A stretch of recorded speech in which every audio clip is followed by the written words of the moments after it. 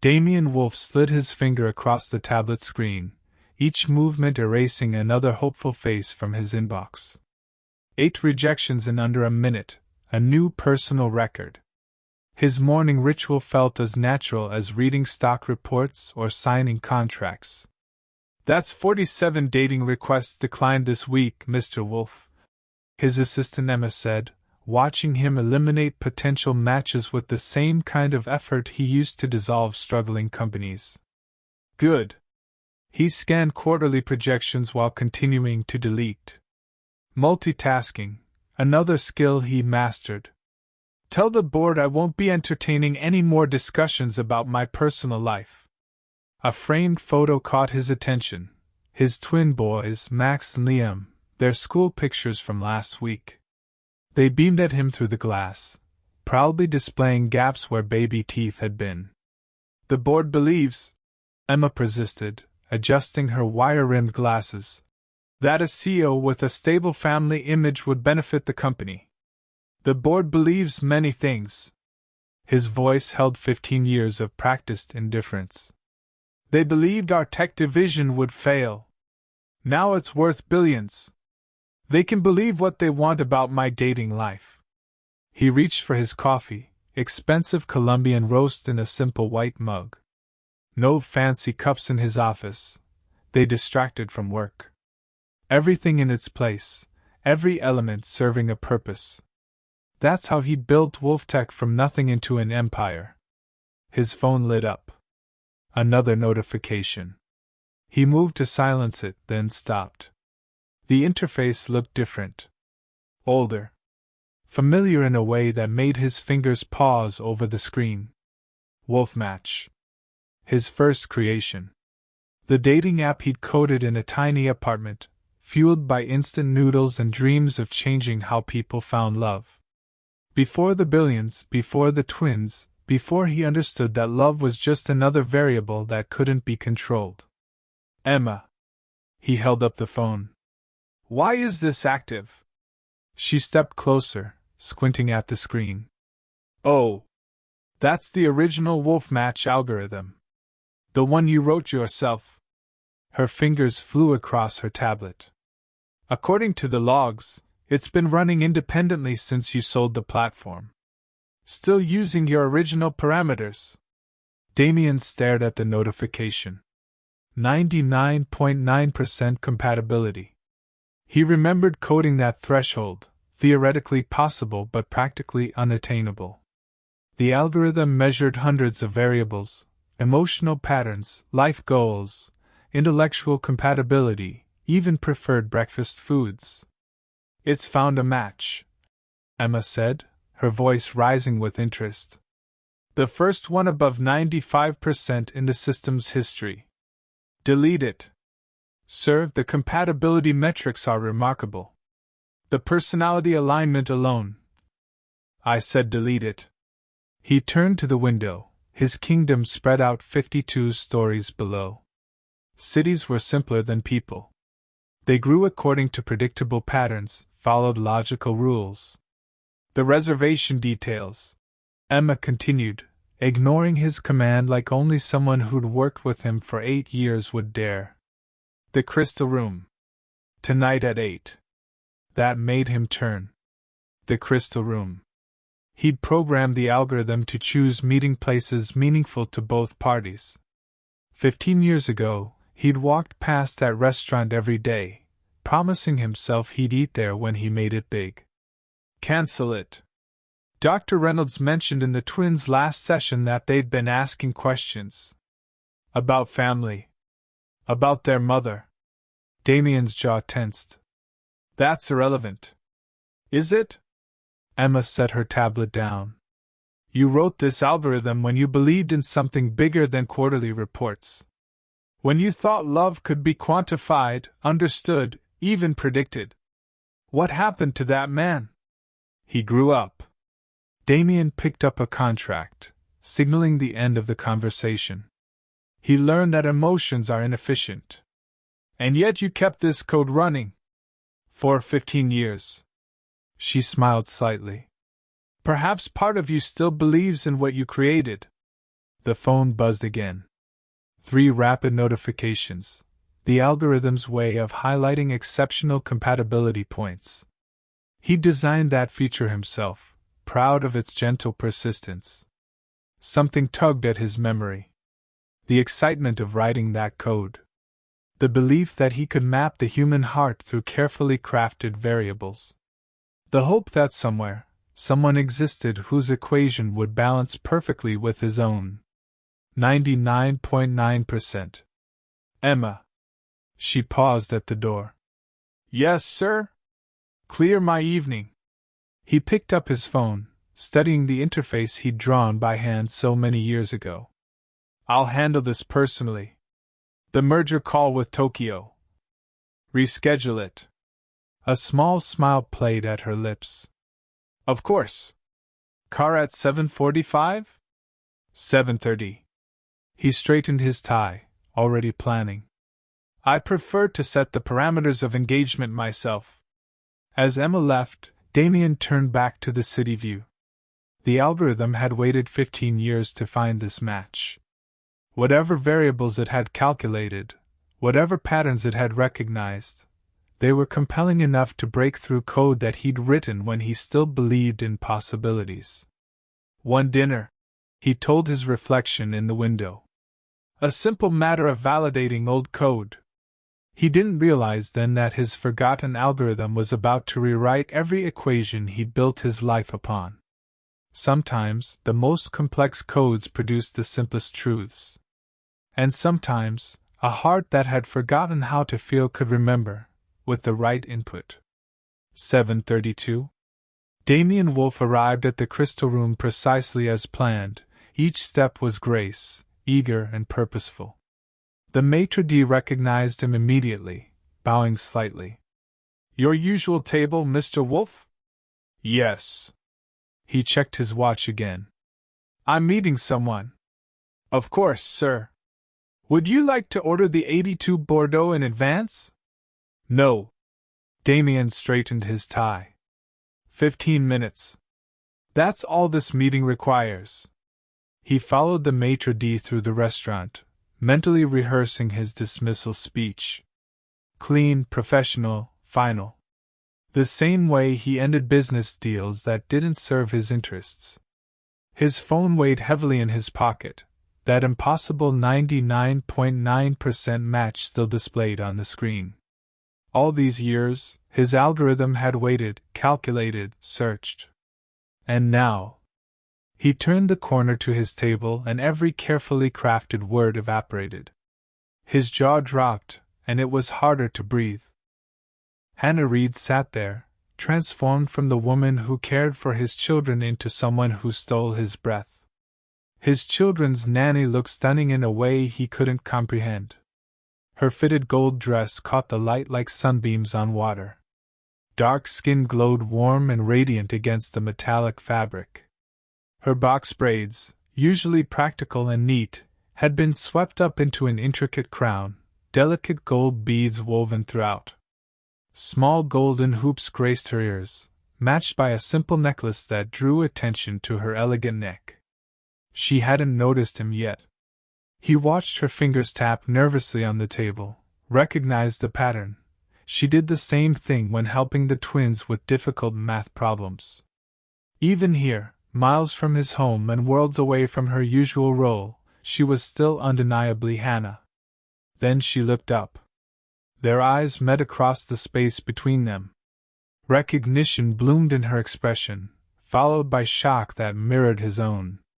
Her lips parted slightly, forming words that took moments to voice. Mr. Wolfe? Her whisper carried to him, soft and uncertain. The usual beautiful confidence she showed while managing his household affairs wavered. His fingers gripped the back of his chair, mind racing through possibilities. Hannah. His algorithm had matched him with Hannah. The woman who knew which stories made Max laugh and how to calm Liam's anxiety attacks. Who filled his too-quiet house with humming while she worked. Who had, without him noticing, become the axis his home revolved around. This is inappropriate, he said, his voice cold enough to freeze the summer air. "I'll have my assistant arrange your severance package." He turned to leave, already reaching for his phone to call Emma. This was exactly why he'd stopped dating. Complications. Emotions. Variables that couldn't be controlled. "Sit down." Her voice stopped him. Not because it was loud. Hannah never raised her voice, not even when the twins were at their most difficult. No, it was the steel beneath the velvet that made him pause. The same tone she used when his sons tried to negotiate their way out of homework. "Unless," she continued, one eyebrow raised in that familiar way that always preceded her most insightful observations, "the great Damien Wolfe is afraid of dinner with his children's nanny?" He turned back slowly. Hannah met his gaze steadily, her chin lifted in gentle defiance. The nervous tapping had stopped. Now her hands rested calmly on the table, one finger tracing the rim of her water glass. "This is a mistake," he said, but found himself pulling out the chair anyway. "The algorithm doesn't make mistakes." She picked up her menu, but her eyes stayed on him. "You coded it that way. Remember?" The waiter approached, nervous energy radiating as he recognized Damien. "Sir, madam, may I start you with drinks?" "The 82 Bordeaux," Hannah said before Damien could speak. "Mr. Wolfe's favorite, isn't it? I've seen the bottles in your cellar." Damien's eyebrows rose slightly. "You know my wine preference? I know many things about you." She smiled, and for the first time, he noticed how it transformed her entire face. 2 years of working in someone's home teaches you their patterns, their preferences, their habits. She tilted her head. "Like how you always loosen your tie exactly 2 inches when you're stressed. Like now." His hand dropped from his tie, caught in the unconscious gesture. The waiter disappeared, leaving them alone in their shared revelation. "Your profile," he said finally. "On Wolf Match. When did you?" "I didn't." She smoothed her napkin across her lap, each movement graceful and deliberate. "I deleted all my dating apps when I started working for you. Too complicated with my schedule." Her eyes met his again. "Which means your algorithm found my old profile. The one I made 15 years ago, when I was just a college student dreaming of changing the world through technology." 15 years. The same time he'd written the original code. When he believed that love could be quantified, measured, predicted. "The boys," he started, "are with Mrs. Layla next door, having their weekly Mandarin lesson." Her lips curved. "I didn't forget my responsibilities, Mr. Wolfe. I never do." The wine arrived. Hannah watched him taste it, her expression knowing.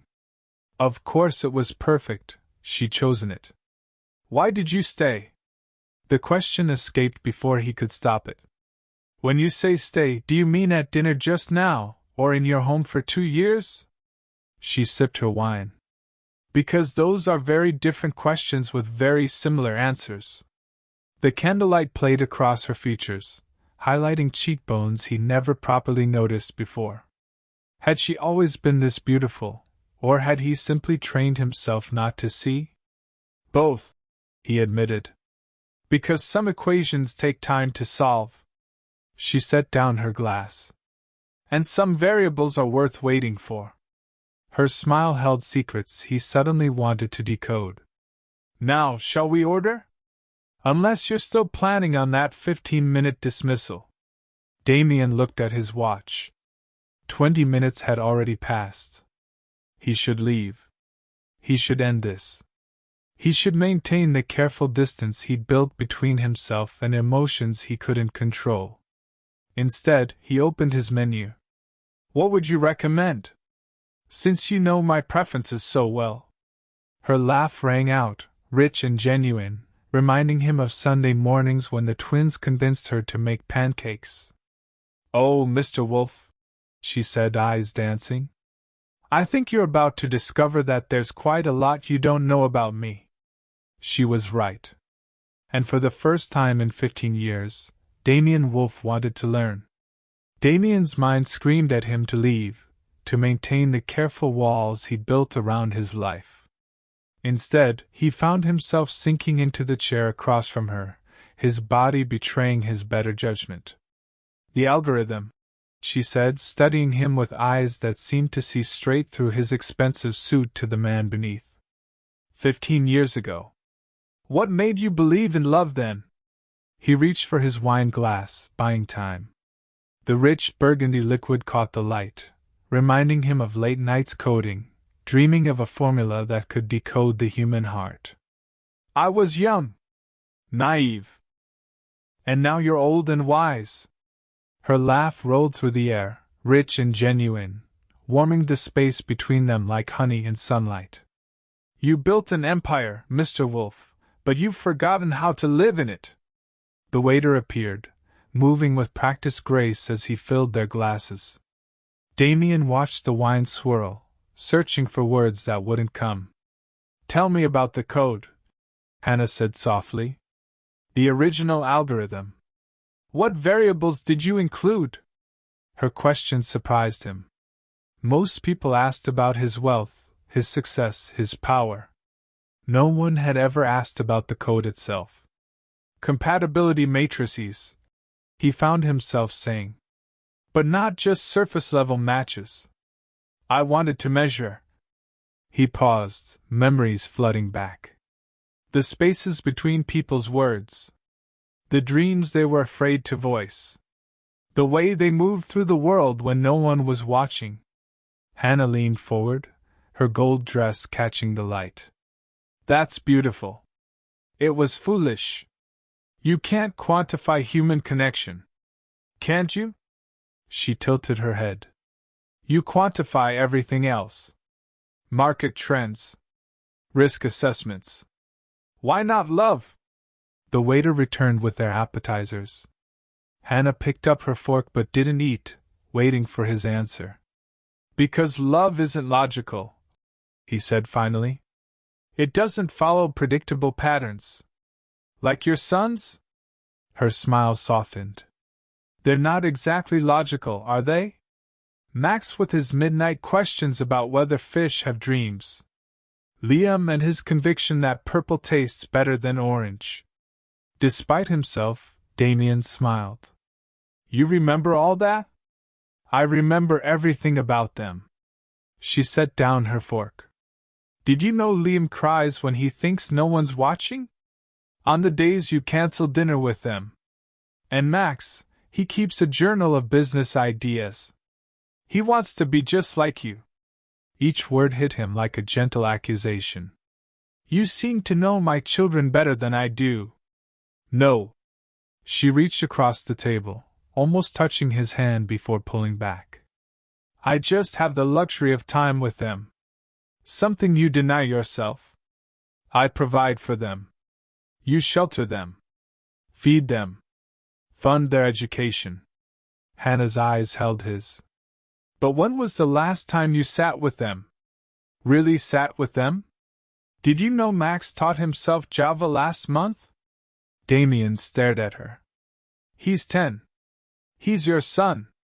She smiled again, but this time it held a touch of sadness. He said, if Daddy loves computers so much, maybe he'll love me more if I understand them too. The words struck him silent. He picked up his wine glass, set it down without drinking. Tell me about New Orleans, he said suddenly, needing to shift the conversation away from truths that cut too deep. Her eyes lit up. What do you want to know? Everything. How you learned to code. Why you chose to become a nanny. Those are two very different stories that led to the same place. She took a sip of wine, considering. I started coding because my little brother needed educational games. We couldn't afford the fancy programs, so I learned to make them myself. Turns out writing code for children isn't so different from caring for them. Both require patience, creativity, and the ability to see the world through their eyes. As she spoke about growing up in the French Quarter, about teaching herself Python while babysitting neighborhood kids, Damien found himself leaning closer, drawn in by the passion in her voice. She spoke about code the way he used to, before spreadsheets and profit margins replaced dreams and possibilities. "You're brilliant," he said suddenly, the realization hitting him like a physical force. "How did I never notice?" Her smile turned playful. "Because you never looked. To you, I was just a nanny. A variable you could control. And now? Now?" She met his gaze steadily. "Now I'm an equation you didn't expect to solve." The waiter cleared their plates, but neither of them noticed. They were too caught up in their own world of shared stories and revealed truths. "Your sons," she said softly, "they're so much like you. Brilliant, driven, but afraid to let people in." She paused, weighing her next words. "They talk about their mother sometimes." Damien's shoulders stiffened. "That's not relevant?" Hannah shook her head. "It's all relevant, Mr. Wolf. The algorithm knew that. It's why it matched us after all these years. Because sometimes the perfect equation isn't about finding someone new. It's about seeing what's already there." She stood, smoothing her dress. "Thank you for dinner. And for proving that the man who wrote that beautiful code, the one who believed in love and possibility, he's still in there somewhere.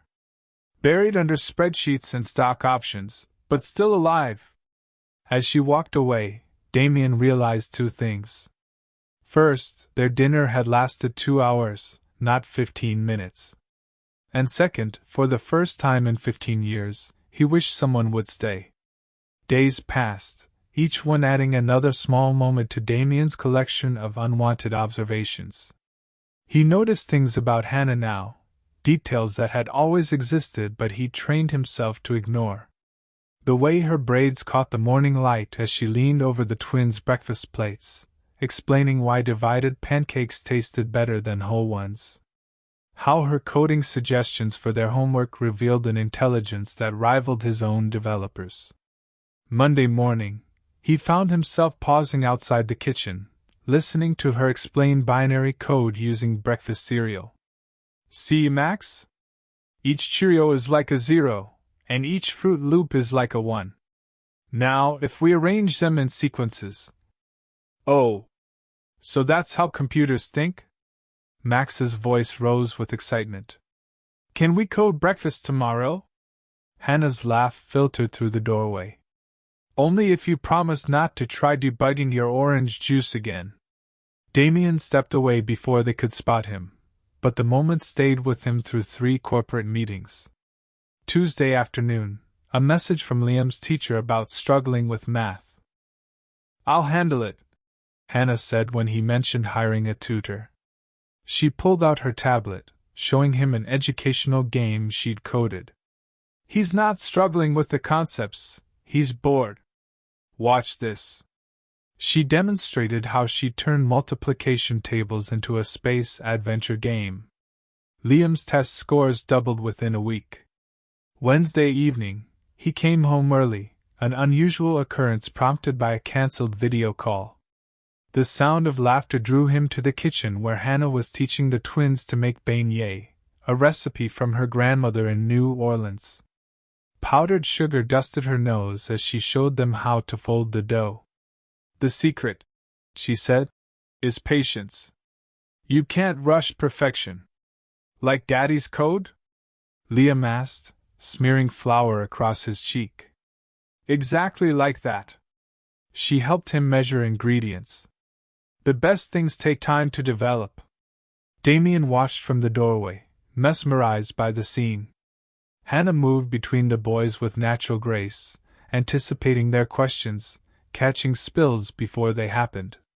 She tied her braids back with a bright yellow scarf that matched the boys' aprons, a coordinated set she'd bought them for Christmas. For one dangerous moment, he imagined more evenings like this. Family dinners. Weekend adventures. A home filled with warmth instead of echoing silence.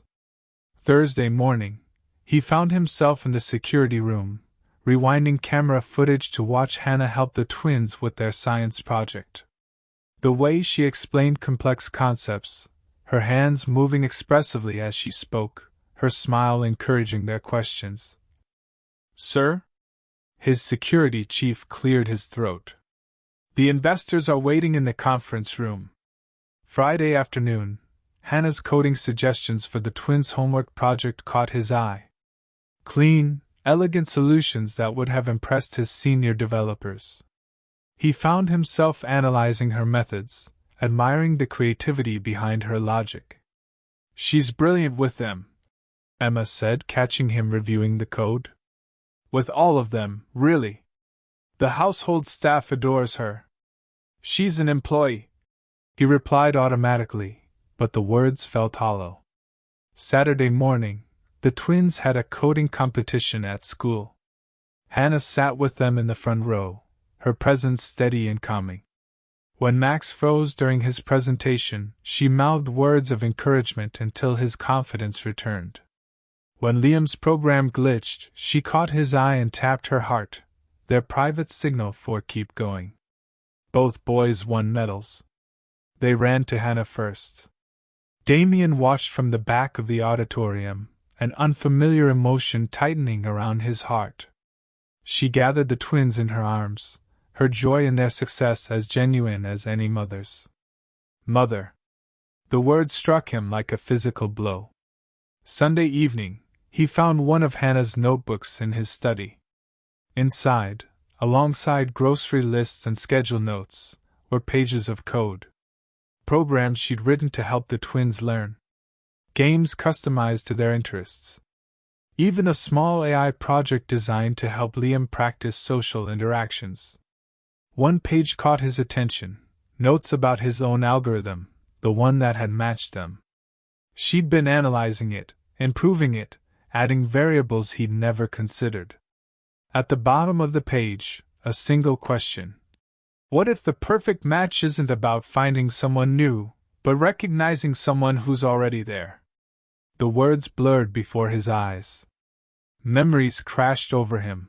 His mother's empty room, her note explaining she needed to find herself.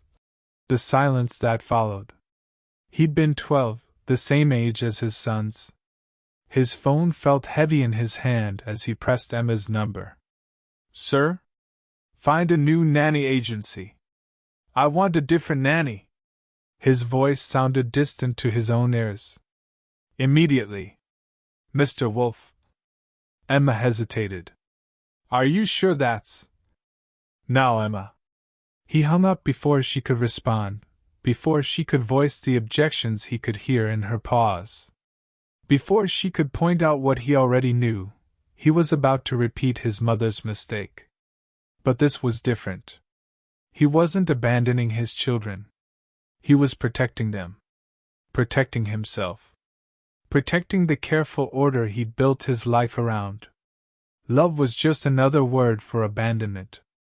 He'd learned that lesson once. He wouldn't learn it again. Hannah stood in Damien's office, her posture straight as steel, dignity wrapped around her shoulders like armor. The morning sun painted golden streaks across her blue dress, the same one she'd worn on her first day with the twins.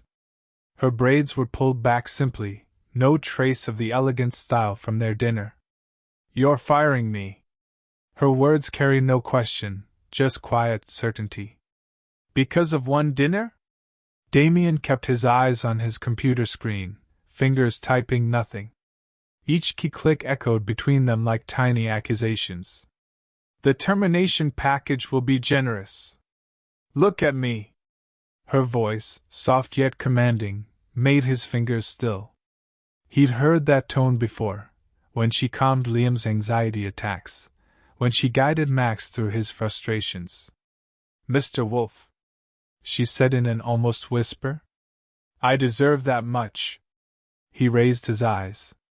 Hannah stood before his desk, not as an employee awaiting dismissal, but as a woman claiming her space in the world.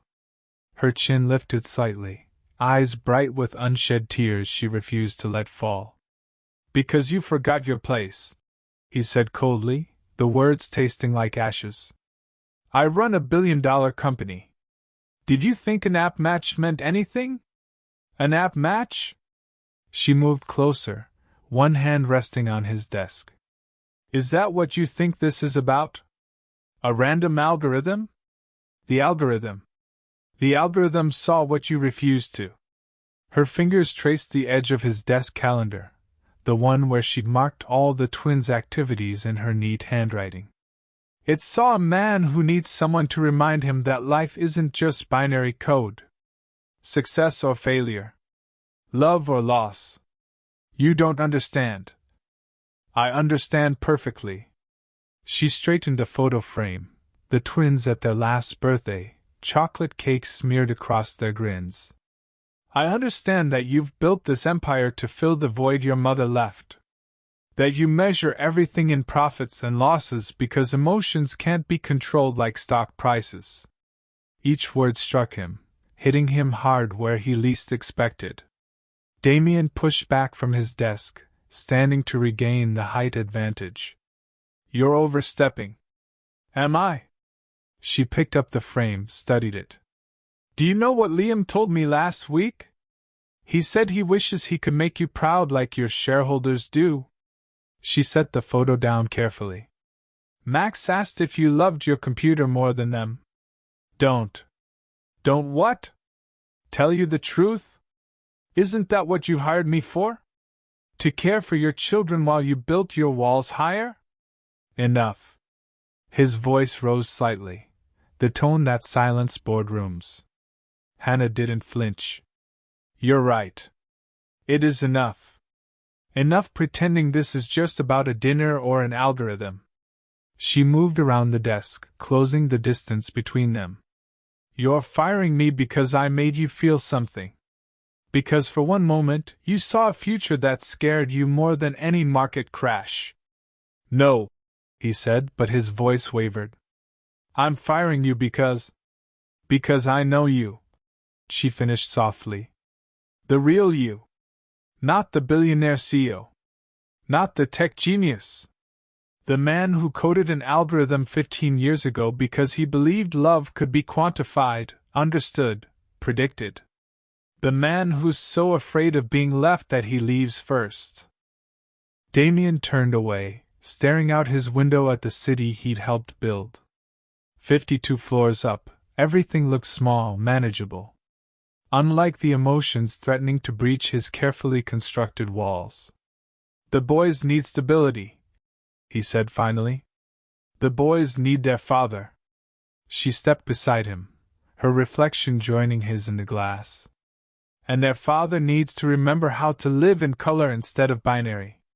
He could smell her perfume, subtle vanilla, the same scent that lingered in his kitchen after she baked with the twins. "It's not that simple." "No." Her voice softened. "But the most complex codes often have the simplest solutions." She turned away, walking to her bag. "The man who wrote that algorithm, the one who believed in finding the perfect match, I thought he might still exist somewhere beneath all this wealth and fear."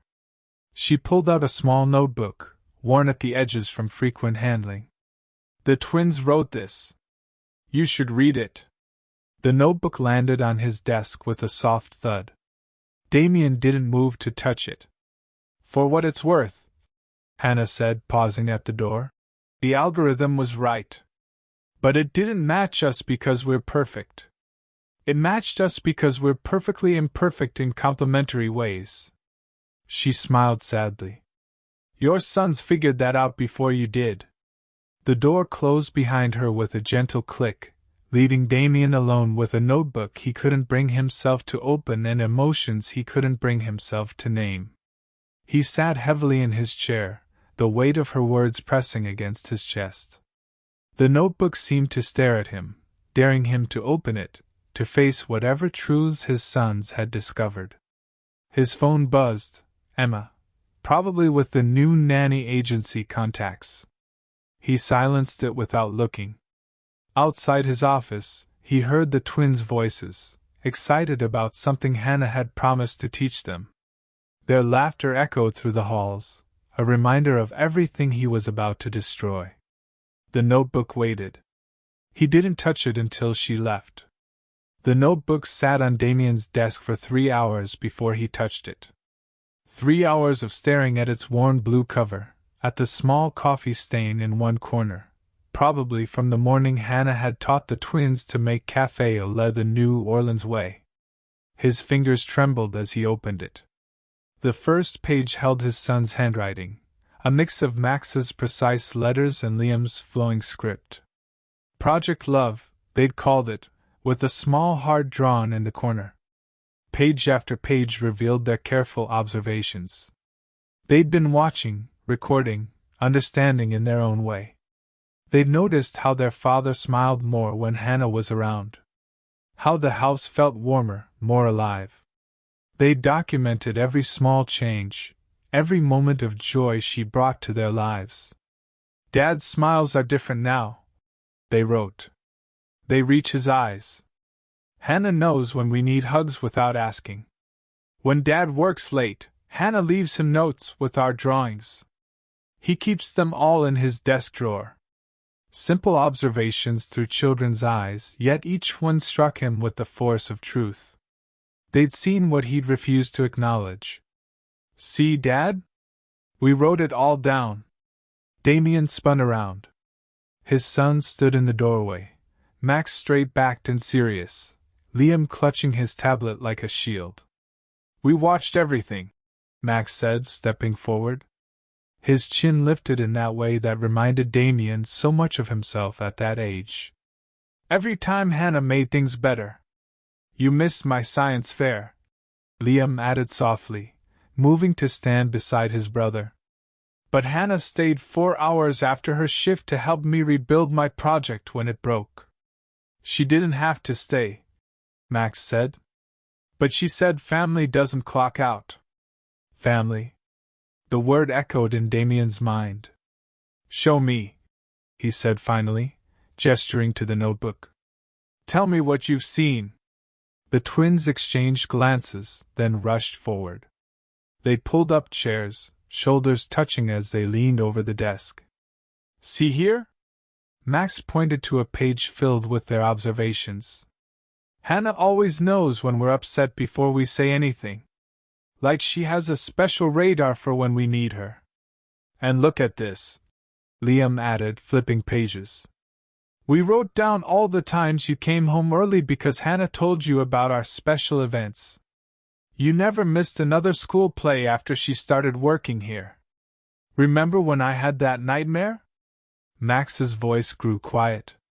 Hannah made hot chocolate at 3 a.m., and you both sat with me until I fell asleep.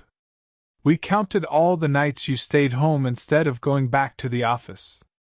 Damien stared at his son's work.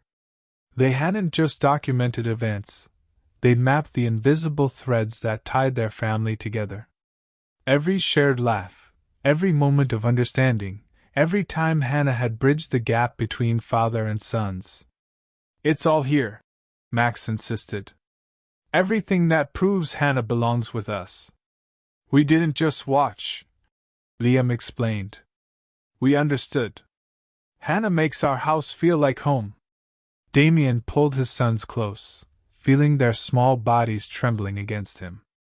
When had they grown so wise? When had they learned to see what he'd been too afraid to acknowledge? You know why I created that dating app? He asked softly. They shook their heads. Because I thought if you could predict love, you could protect yourself from losing it. He looked at their earnest faces, so much like his own. But you've shown me something I forgot. Love isn't about prediction. It's about recognition. Like how Hannah recognizes when we need cookies without asking? Liam asked. Or how she knows exactly which stories will make you laugh? Max added. Yes. Damien smiled, really smiled, for the first time in days. Exactly like that. He turned to the last page of their notebook. His sons had written a simple truth in their childish handwriting. Hannah makes us a family. Please don't let her go. We didn't just study her, Dad, Max said proudly. We studied you too. The way you look at her when you think no one's watching. The way you smile when she argues with you about computer stuff. Liam added. You never smile like that with anyone else. Damien looked at his sons, these brilliant, perceptive children who'd seen what he'd been too scared to acknowledge. They'd taken his fear of love and transformed it into proof of its existence. They'd mapped a path back to his heart. He jumped to his feet, his heart racing like he had just run a marathon. He was going to take back the woman who was everything he had been searching for. Damien spent 3 days searching for Hannah after his revelation with the twins. She'd left no forwarding address, no hints of where she'd gone. But his sons hadn't given up hope. Check her coding forums, Max suggested over breakfast, pushing his tablet forward. Hannah always said the tech community was like family. Liam nodded eagerly. She mentioned a children's education conference coming up. She was excited about presenting her new app. Damien's fingers flew across his phone screen, pride mixing with urgency as he realized just how much he'd underestimated her. Hannah's app had already garnered attention in the tech world, an innovative approach to teaching children coding through storytelling. The conference was today. Across town. Get dressed, he told the twins. We have somewhere to be. They grinned, already racing upstairs to change. They'd known all along he'd figure it out eventually. Just like Hannah had. Now, standing at the back of the conference hall, watching her command the stage in her professional suit, Damien finally understood what his algorithm had seen 15 years ago. It hadn't just found him a perfect match, it had found his family their missing piece.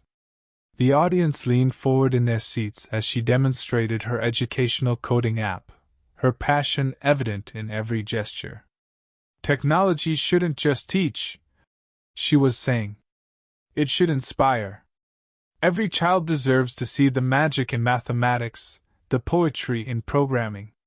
His sons sat in the front row, beaming with pride. They'd insisted on coming, on supporting the woman who'd transformed their world. Max clutched a tablet, probably taking notes. Liam's eyes never left Hannah's face as she spoke.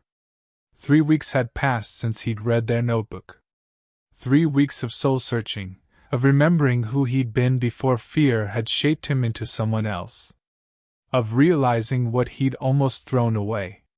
Hannah finished her presentation to enthusiastic applause.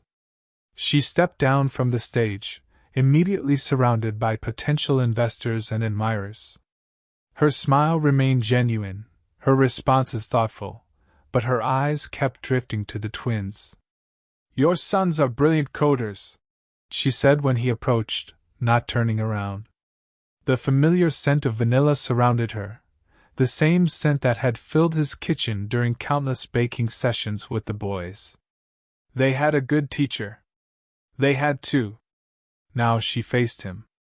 The stage lights caught the tiny golden flecks in her brown eyes, another detail he'd never noticed before.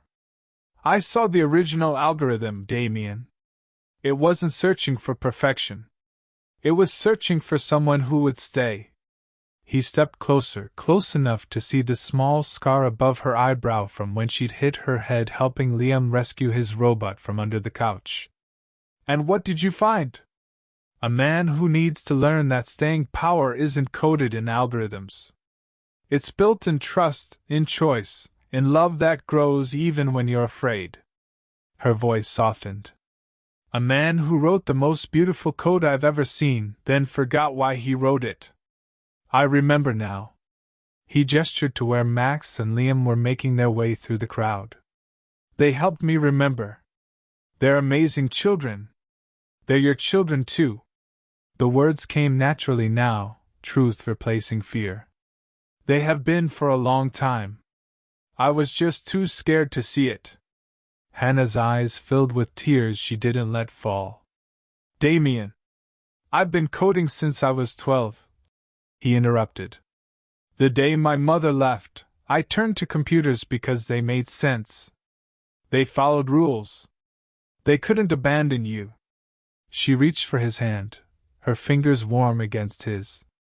But you, he continued, you showed me that love isn't about rules or predictions. It's about choice. Every day you chose us. You chose my sons when they needed math help at midnight. You chose me even when I tried to push you away. The algorithm, she started. The algorithm recognized what was already there. What had been there all along? He squeezed her hand. I'm not afraid anymore. The twins reached them then, their excitement bubbling over. Hannah, you were amazing! Max exclaimed. Did you see all those investors wanting to fund your app? Liam added. I saw something better. She pulled them both close. I saw my family supporting me. 1 year later, they gathered in the garden of their home. Hannah wore another gold dress, but this time Damien wasn't surprised by her beauty. He'd learned to see it every day, in morning light, in midnight conversations, in quiet moments when she sang the twins to sleep. Their wedding was small, intimate. Just family and close friends. The twins stood proudly as best men, matching suits making them look older than their 11 years. We have a surprise, they announced during their speech. Max held up a gold frame while Liam explained. Inside this frame is Dad's original algorithm, the one that brought them together. His smile mirrored his brother's. But we've added something to it. Every memory, every moment that proved they were meant to be a family. It's perfect now, Max declared. Because it found exactly who was meant to be here all along. Hannah's hand found Damien's, their fingers intertwining naturally. The golden clips in her braids caught the setting sun, reminding him of that first dinner when his world had shifted on its axis. You know what's funny? She whispered as they swayed to their first dance. That algorithm you wrote? It wasn't just searching for love. It was searching for home. And it found you, he murmured against her hair. No. She pulled back to meet his eyes. We found each other. The algorithm just helped us see what was already written in our hearts. Around them, their family and friends celebrated. But Damien saw only Hannah, only their sons watching with joy-filled eyes, only this moment when all his careful equations added up to something greater than he'd ever imagined. Sometimes the most complex codes produced the simplest truths. And sometimes, love wasn't about finding the perfect match, it was about recognizing that perfection lived in the imperfect moments, in Sunday morning pancakes and midnight math lessons, in the way his sons smiled now without shadows in their eyes. In the way Hannah chose them, every single day.